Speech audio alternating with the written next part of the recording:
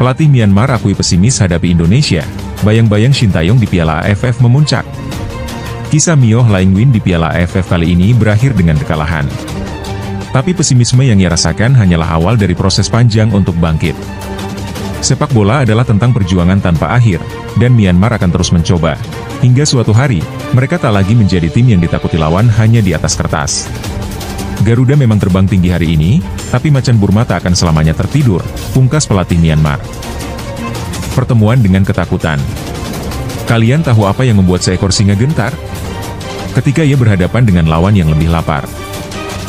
Stadion Tuuna, Yangon, menjadi saksi bisu tatapan penuh renungan seorang Myo Hlaing-win.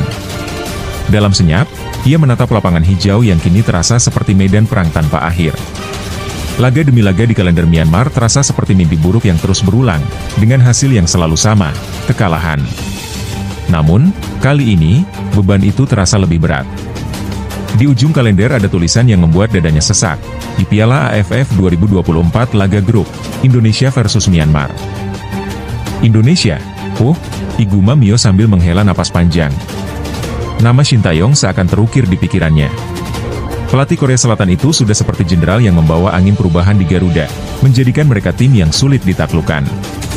Myo tahu, ini bukan Indonesia yang mereka kalahkan bertahun-tahun lalu. Ini adalah Indonesia baru, cepat, kuat, dan lapar akan kemenangan. Luka lama yang terus menganga. Kilas balik menyeruak di kepala Myo, mengingat kekalahan Myanmar di turnamen-turnamen sebelumnya. Ada AFF 2022, ketika Myanmar tumbang 1-4 dari Vietnam. Kemudian tragedi SEA Games 2023, di mana mereka dihancurkan Thailand 5-0. Kekalahan itu lebih dari sekadar angka di papan skor. Itu adalah penghancuran mental tim. Bahkan, kekalahan 3-1 melawan tim mediocre seperti Laos di kualifikasi Asia menjadi penanda bahwa mereka sedang tenggelam. Para pemainnya kehilangan kepercayaan diri, dan Myo merasa seperti kapten kapal yang tak tahu bagaimana menyelamatkan kapalnya dari karam. Kini, menghadapi Indonesia yang dipimpin Shin Tae-yong, ia tak bisa membohongi dirinya sendiri, rasa pesimis itu nyata.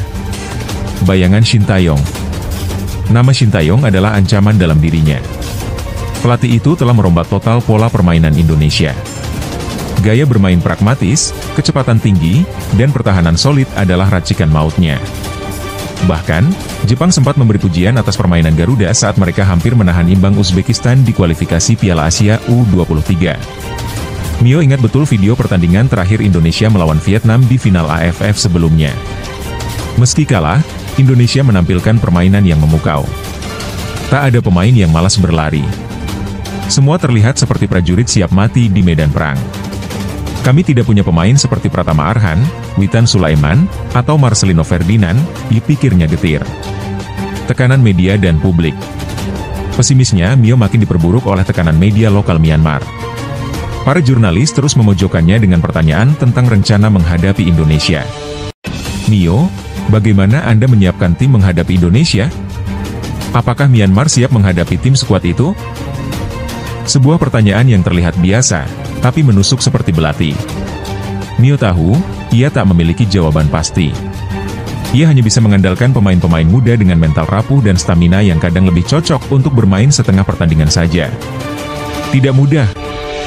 Tapi kami akan mencoba, jawabnya pendek.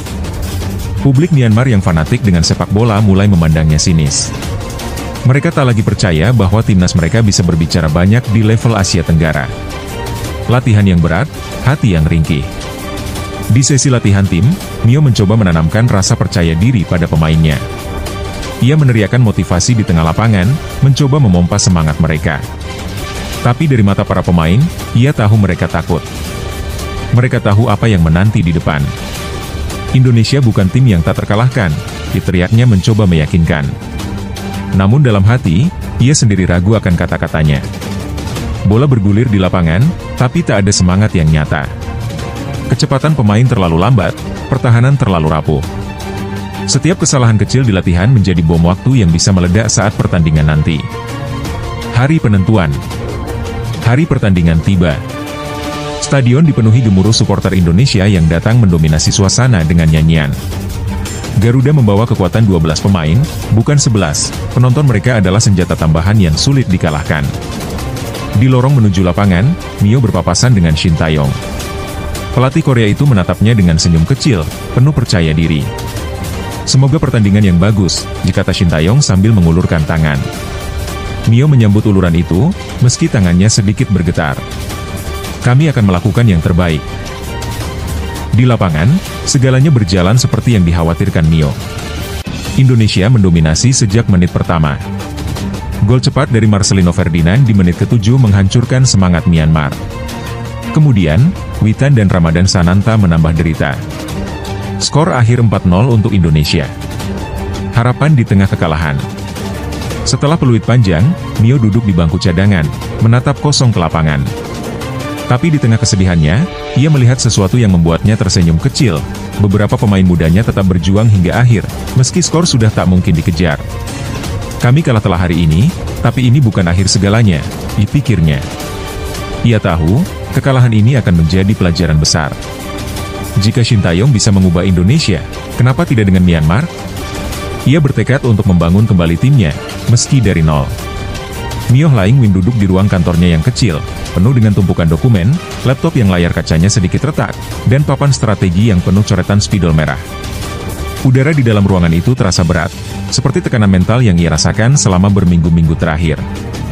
Pertandingan Myanmar di laga-laga persahabatan Prapiala AFF 2024 baru saja berakhir, dan hasilnya, seperti biasa, mengecewakan. Myanmar kalah 1-3 melawan Filipina, tim yang bahkan dianggap lebih lemah dari mereka. Kritik datang bertubi-tubi dari berbagai arah, media, penggemar, bahkan analis sepak bola independen di media sosial. "Kami butuh perbaikan besar," dibisik Mio pada dirinya sendiri, meski ia tak yakin harus mulai dari mana. Tak lama, teleponnya berbunyi. Itu panggilan dari Presiden Federasi Sepak Bola Myanmar. Ia sudah tahu apa yang akan dibicarakan, teguran keras, tuntutan hasil, dan ancaman tersirat tentang masa depannya sebagai pelatih kepala. "Mio, kau tahu kan, lawan kita berikutnya di Piala AFF adalah Indonesia," suara di ujung telepon terdengar dingin. "Mereka bukan tim yang sama seperti dulu. Kalau kita kalah terlalu telat, ini bisa jadi akhir karirmu." Ancaman itu seperti pisau yang menusuk langsung ke hati Mio. Ia menutup telepon tanpa banyak bicara, hanya mengangguk lesu, meski lawan bicaranya tak bisa melihat. Mio bukan pelatih sembarangan. Ia adalah legenda sepak bola Myanmar di masanya, seorang gelandang bertahan tangguh dengan karir panjang di klub lokal dan sedikit pengalaman internasional. Namun, seperti banyak legenda lapangan, transisinya ke dunia kepelatihan tidak berjalan mulus. Setelah pensiun, ia memutuskan menjadi pelatih junior, membangun pemain muda dengan harapan bisa menciptakan generasi baru untuk Myanmar. Namun, ketika ia diangkat menjadi pelatih tim nasional senior, ia menghadapi realitas yang lebih keras. Myanmar bukanlah negara sepak bola besar. Infrastruktur buruk, pemain minim pengalaman, dan tekanan politik dalam federasi membuat pekerjaan ini hampir mustahil. Kekalahan demi kekalahan di turnamen besar telah mengikis harga dirinya. Setiap kali ia berdiri di pinggir lapangan, ia merasa seperti orang asing yang tidak tahu apa yang harus dilakukan. Dan kini, melawan tim yang diasuh oleh pelatih kelas dunia seperti Shin Tae-yong, itu seperti mengirim kapal tanpa layar ke tengah badai. Sementara itu, di Jakarta, Shin Tae-yong mengawasi latihan timnas Indonesia dengan penuh energi.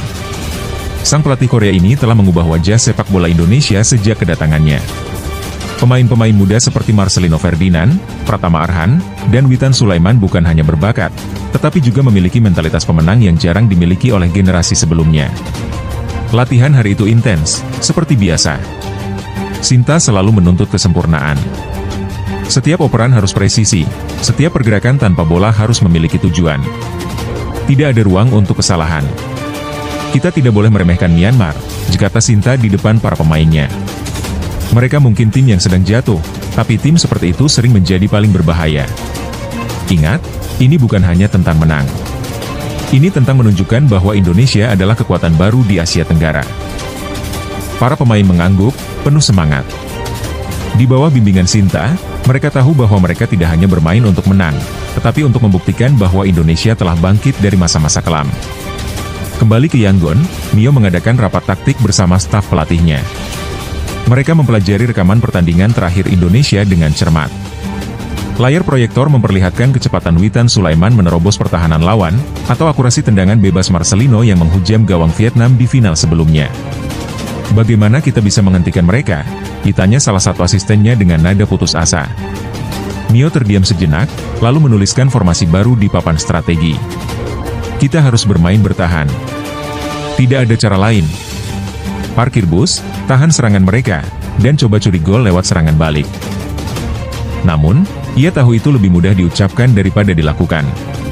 Pertahanan Myanmar seringkali bocor seperti saringan air, dan pemain-pemainnya tidak terbiasa bermain dengan intensitas tinggi selama 90 menit. Di sisi lain, media Myanmar semakin ganas. Tajuk utama surat kabar berbunyi, Im Myo Hlaing Win, harapan atau beban? Artikel itu membahas panjang lebar tentang kegagalannya sebagai pelatih dan pesimisme publik terhadap timnas. Komentar di media sosial lebih menyakitkan. Indonesia akan menggilas kita seperti biasa. Kenapa kita masih berharap? Ditulis salah satu pengguna Twitter. Namun, ada juga secercah dukungan. Seorang penggemar muda menulis, timnas kita memang sedang jatuh, tapi mereka butuh dukungan kita, bukan cemoohan. Kalau bukan sekarang kita percaya, kapan lagi? Komentar itu menyentuh hati Mio. Ia menyadari bahwa meski situasinya sulit, ada orang-orang yang masih mempercayainya. Hari pertandingan tiba. Stadion hampir penuh, dengan mayoritas penonton mengenakan merah putih. Suara nyanyian supporter Indonesia menggema, membuat atmosfer stadion seperti kandang Garuda meski laga berlangsung di Yangon. Mio berdiri di pinggir lapangan, mencoba menenangkan diri. Ia memberi instruksi terakhir kepada para pemainnya, meski ia tahu sebagian besar dari mereka gemetar karena gugup. Laga dimulai, dan seperti yang diduga, Indonesia langsung mendominasi. Marcelino membuka skor di menit ke-7 dengan tendangan keras dari luar kotak penalti. Gol itu disambut dengan sorakan riuh dari supporter Indonesia, sementara para pemain Myanmar hanya bisa saling pandang dengan wajah penuh kekecewaan. Babak pertama berakhir dengan skor 2-0, dan di babak kedua, Indonesia menambah 2 gol lagi lewat Witan dan Ramadan Sananta. Skor akhir 4-0 untuk Indonesia, seperti yang telah diramalkan banyak orang. Setelah pertandingan, Mio mengumpulkan para pemainnya di ruang ganti. Tidak ada kemarahan, tidak ada cemoohan. Ia hanya berbicara dengan tenang. Kita kalah hari ini, tapi kekalahan ini bukan akhir. Kita baru saja belajar dari tim terbaik di Asia Tenggara. Jika mereka bisa mencapai level itu, kita juga bisa. Tapi butuh kerja keras, lebih keras dari sebelumnya. Beberapa pemain mengangguk, meski masih terlihat kecewa. Namun, Mio melihat sesuatu di mata mereka, seberkas semangat kecil yang sebelumnya tidak ada. Kisah ini bukan tentang kemenangan, tetapi tentang perjalanan. Myanmar memang belum bisa menyaingi Indonesia di Piala AFF 2024, tetapi kekalahan itu menjadi fondasi untuk perubahan. Myo Hlaing Win memutuskan untuk melanjutkan pekerjaannya dengan visi baru, membangun tim yang tidak hanya bermain untuk bertahan, tetapi juga menyerang dan percaya pada kemampuan mereka sendiri. Dan di suatu hari nanti, mungkin saja Myanmar akan berdiri sejajar dengan Garuda di langit Asia Tenggara. Jangan lupa pantau terus SPS TV ya, medianya anak bangsa.